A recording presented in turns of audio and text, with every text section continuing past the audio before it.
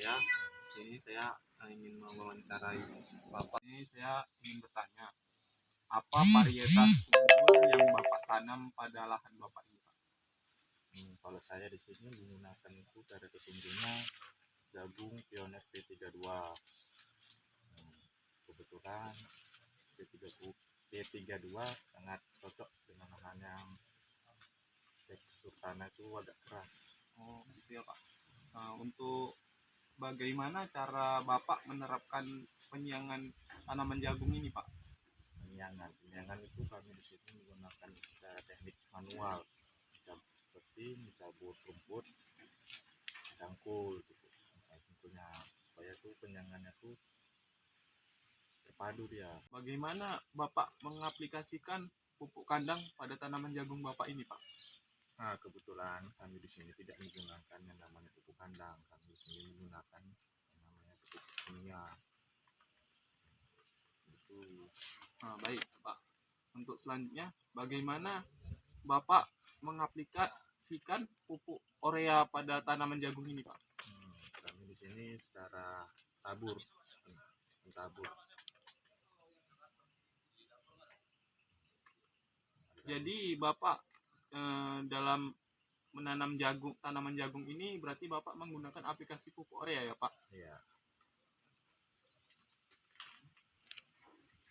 Dan apakah Bapak menggunakan pupuk SP36 juga, Pak, untuk tanaman jagung ini, Pak? SP36. Apakah Bapak di sini menggunakan pupuk SP36, Pak? Kalau pupuk 36 kami menggunakan karena kan sangat cocok bagi tanaman kita. Untuk tanah itu juga sangat mendukung kelangsungan kehidupan jagung. Jadi bagaimana aplikasi yang Bapak gunakan untuk menuangkan pupuk SP36 kepada tanaman jagung ini, Pak? Kami biasanya itu cara menuangkannya itu di lingkaran jagung itu, di sekitar jagung aja. Berarti sistemnya sistem tabur ya, Pak? Iya, sistem tabur. Baik. Bagaimana cara Bapak menerapkan atau menerapkan pemangkasan pada tanaman jagung ini, Pak? Kami di sini tidak ada namanya pemangkasan. Kami belum melakukan namanya pemangkasan itu,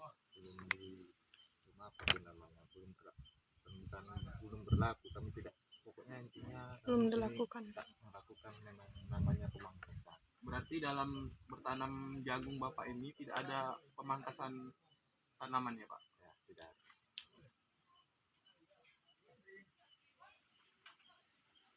Baik, Pak, selanjutnya bagaimana Bapak mengetahui musuh alami pada tanaman jagung Bapak ini, Pak? Itu kalau misalnya mengetahui musuh alami jagung, bisa kita lihat di apanya ya, di daunnya. Itu kalau misalnya kutu daun dia tuh bercak putih atau kuning. Baru kalau diserang hama belalang bisa kita tahu sendiri daunnya tuh berlubang.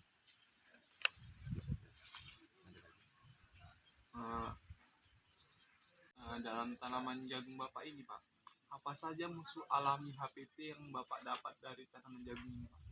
Kutu-kutuan, belalang, baru satu lagi tuh pemakan daun.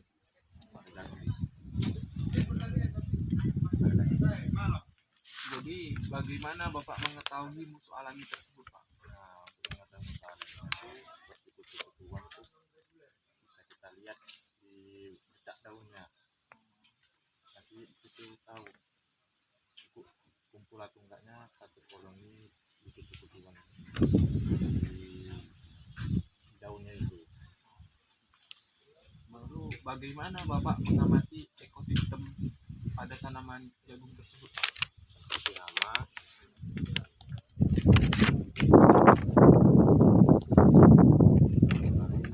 lalang atau pemakan daun. Baik, Pak. Kalau bagaimana Bapak melakukan frekuensi pengamatan pada tanaman jagung, atau apakah teratur atau tidak teratur, Pak? Frekuensi hama gitu pada tanaman jagung itu melakukannya secara teratur atau tidak teratur? Berarti ini istilahnya mengecek lah ya. Kalau kita di sini kondisinya tuh hampir Berarti setiap hari kita melakukan pengecekan hama-hama pada tanaman jagung ini ya Pak. Berarti secara analogis kita melakukannya secara teratur ya. Ini bagaimana Bapak mengetahui HPT utama pada tanaman jagung yang Bapak budidayakan ini Pak? Nah, kalau saya kebetulan saya mengamatinya sendiri, seperti kayak pada daun itu ada tidaknya perubahan seperti hama ulat tidak menyerang atau hama kutu tukul, ada nggak tanda-tanda keberadaan mereka di situ. Seperti ulat kan memakan daun, bisa aja kita lihat daun itu mengupas atau koyak lah pada sisi daunnya gitu ya. Berarti Bapak mengecek tanaman jagung melalui dari perubahan daun atau Ya perubahan fisik daun, perubahan fisik tanaman.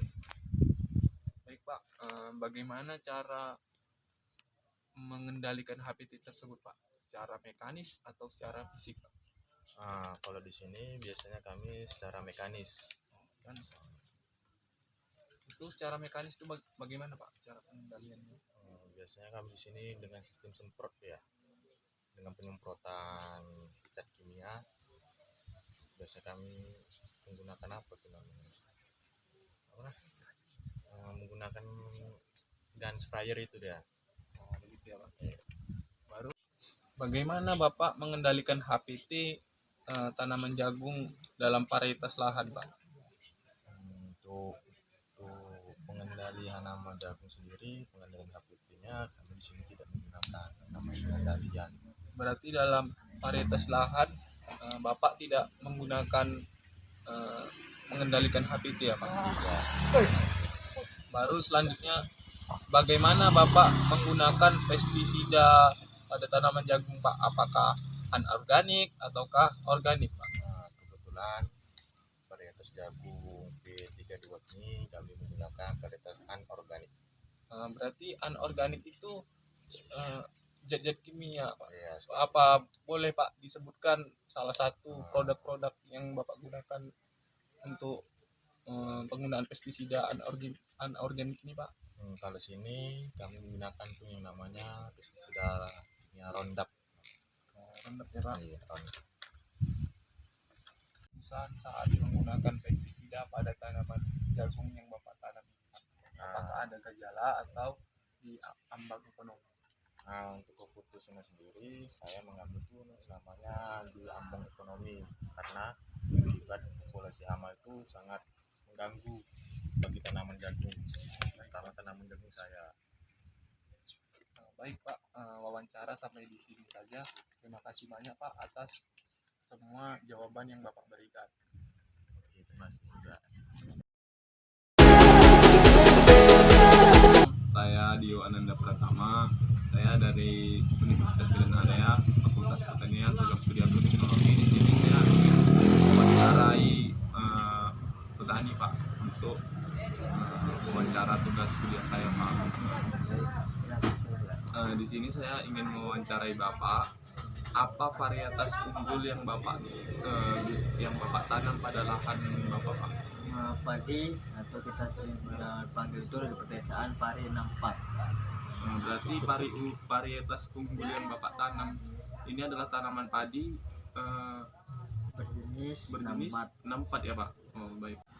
Bagaimana cara Bapak menerapkan penyiangan pada tanaman padi yang Bapak tanam Pak? Biasanya kami di pedesaan itu sebelum melakukan namanya pencucian tanaman itu kami terlebih dahulu seperti membajak lahannya, membersihkan lahan-lahan sekitar itu sebelum ditanami dan menjauhi dari hama-hama binatang seperti keong ataupun jamur-jamur yang lain.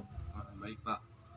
Bagaimana pengaplikasian pupuk kandang yang Bapak gunakan Pak, apakah Bapak menggunakan aplikasi pupuk kandang pada tanaman area padi Bapak Pak? Ya, saya menggunakan pupuk kandang. Biasanya kalau dekat kami itu pupuk kandang yang dipakai itu dilakukan sebelum penanaman gitu. Dengan cara itu ditaburkan waktu setelah dibajak oleh kontraktor. Setelah itu baru disebar tadi pupuk kandangnya. Begitu cara pengaplikasian dari kami. Jenis pupuk kandang yang Bapak gunakan pupuk kandang apa Pak? Kalau kami biasa langsung dari pupuk kandangnya langsung gitu, seperti kayak kotoran kambing, kotoran lembu yang sudah dikeringkan. Bagaimana? Apakah Bapak menggunakan aplikasi pupuk urea Pak?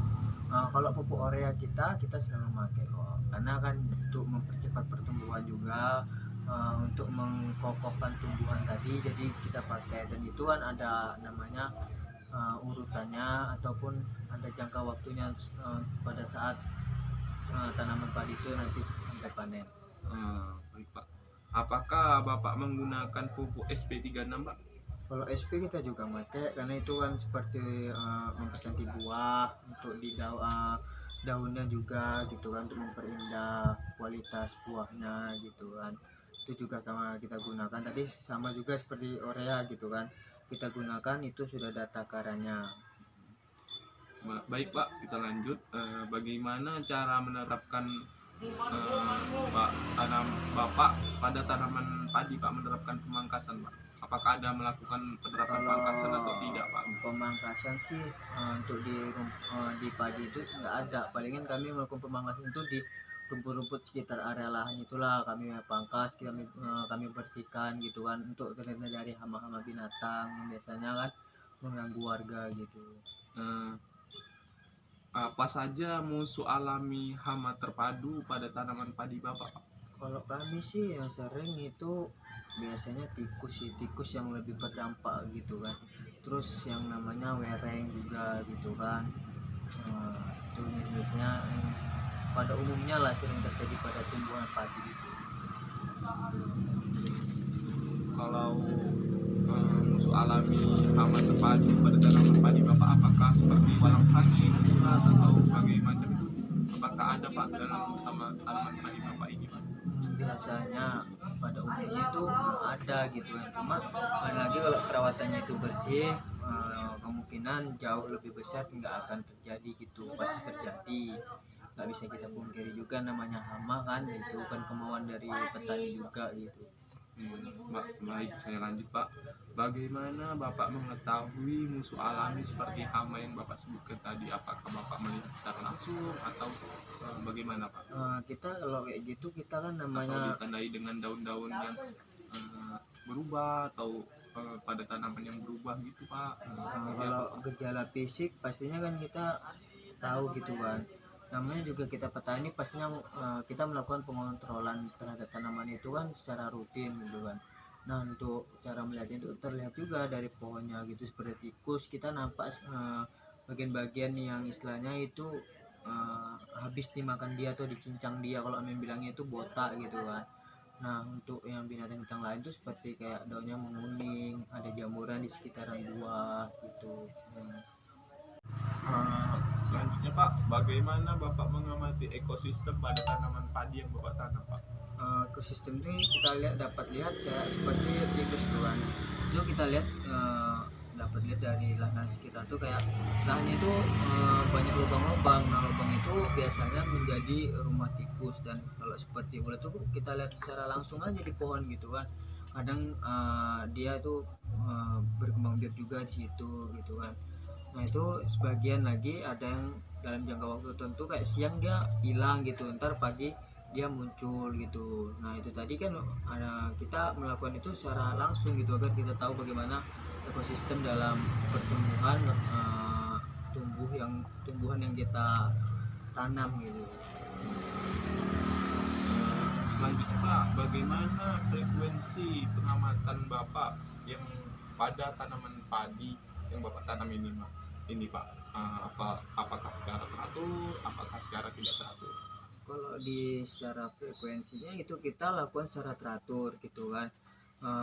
Karena juga kalau kita lakukan secara teratur gitu kan, hasil buah dari tanam yang kita budidayakan itu juga berdampak gitu kan. Jadi frekuensinya itu semakin kita teratur, melakukan pengontrolan terhadap tumbuhan, maka semakin baik juga hasil yang diberikan gitu dari tumbuhan tersebut. Baik, Pak. Selanjutnya Pak, bagaimana Bapak mengetahui hama terpadu utama yang ada pada tanaman yang Bapak budidayakan seperti padi ini, Pak? Iya, kalau kita yang terpadu itu seperti tadi kan kebanyakan ulat. Nah, ulat itu kan dapat kita lihat dari daun, seperti daunnya tumbang kuning, daunnya bolong-bolong gitu kan. Dan juga tumbuhannya itu seperti tidak segar gitu. Dia hijau tapi hijaunya tidak terlalu subur gitu. Itu tidak hijaunya itu tidak cerah gitu kan. Selanjutnya bagaimana Bapak cara mengendalikan hama terpadu tersebut, Pak? Ataukah secara mekanis ataukah secara fisik, Pak? Kalau secara mekanis ini kita melakukan penyiangan hama terpadu ini menggunakan bantuan alat, Pak. Kalau secara fisik ini kita hanya melakukan kita sendiri, Pak. Bagaimana, Pak? Kalau kami di sini biasa mekanis gitu kan, karena kami dibantu oleh obat-obatan juga. Kalau secara fisik kan istilahnya nggak terkerjai karena lahan kami kan besar, lebar ya kan, makan waktu yang banyak juga gitu, betul. Baik, Pak, selanjutnya bagaimana cara Bapak mengendalikan hama terpadu dalam varietas lahan tersebut, Pak? Ya, lahannya itu buat kita buat bersih gitu agar hama-hama itu nggak datang lagi gitu, kayak tikus gitu kan. Tikus kan nggak bisa dengan kebersihan, jadi lahan itu kita bersihkan di pinggir-pinggiran tanaman padi tadi, jadi sehingga rapi dan bersih gitu. Jadi hama-hama itu kemungkinan besar tidak singgah ke tanaman yang kita tanam gitu. Selanjutnya, Pak, bagaimana penggunaan pestisida yang Bapak gunakan secara anorganik atau organik, Pak? Kita anorganik gitu, karena kita juga memakai sumber-sumber yang disediakan dari bimbingan dari desa gitu kan, seperti brand-brand yang pada umumnya kita lihat itu kan.